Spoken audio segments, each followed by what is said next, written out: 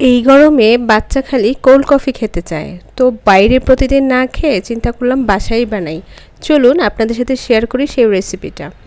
প্রথমে আমি দিয়ে দিয়েছি স্বাদ মতো চিনি। এটা একেবারেই নিজের উপর ডিপেন্ড করে যে আপনি কতটুকু মিষ্টি খাবেন। তারপর আমি কফি দিয়ে দিচ্ছি। কফি এখানে আমি 3 চামচ পরিমাণ দিয়েছি। এটাও কিন্তু আপনারা কতটুকু খাবেন, কি পরিমাণ খাবেন সেটার উপর ডিপেন্ড করে দিতে হবে। আমি আবারও কিছু চিনি দিচ্ছি, কারণ পাশেই আমার বাচ্চা ছিল, সে বলল যে এই চিনিতে তার হবে না, আরও বেশি চিনি লাগবে। তারপরে একটু ওয়ার্ম ওয়াটার দিয়ে দিলাম, একেবারে কম পরিমাণ।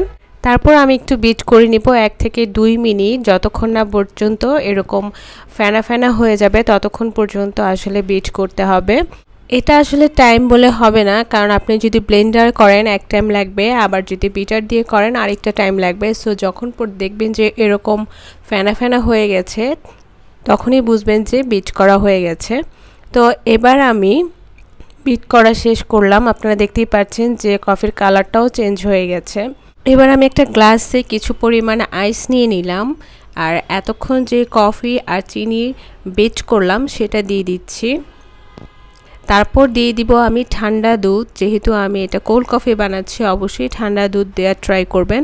নর্মাল দুধ হলেও হবে, তবে আমি ফ্রিজে রেখেছিলাম সেই ঠান্ডা দুধটাই এখন দিয়ে দিচ্ছি। একেবারে সহজ রেসিপি, আর এত মজা হয়েছে যে আমার বাচ্চা বলছিল যে রেস্টুরেন্ট থেকেও নাকি তার এটা খুব ভালো লেগেছে। এই তো দুধ দেওয়া হয়ে গেলে আমি এবার নেড়ে নিব। নেড়ে নিলেই হয়ে যাবে আমাদের মজাদার কোল্ড কফি। আর আপনারা চাইলে এর উপরে চকলেট দিতে পারেন, চকলেটের যে গুঁড়োটা থাকে সেটা, অথবা কফি দিতে পারেন, অথবা এভাবে খেলেও হবে। দেখতেই হয়তো আপনারা বুঝতে পারছেন যে কতটা সুন্দর হয়েছে দেখতে, আর খেতে কিন্তু একদম রেস্টুরেন্টের মতো হয়েছে।